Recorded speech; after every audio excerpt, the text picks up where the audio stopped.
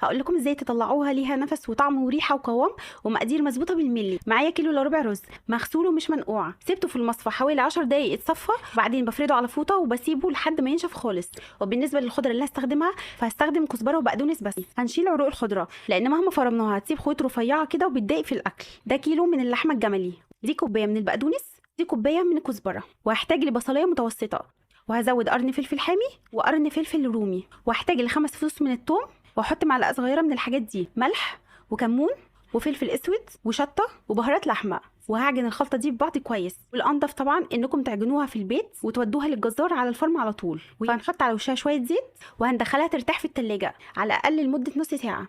الزيت اللي هقلي فيه الكفته يكون غزير، والنار تكون متوسطه، ما تكونش عاليه ولا واطيه.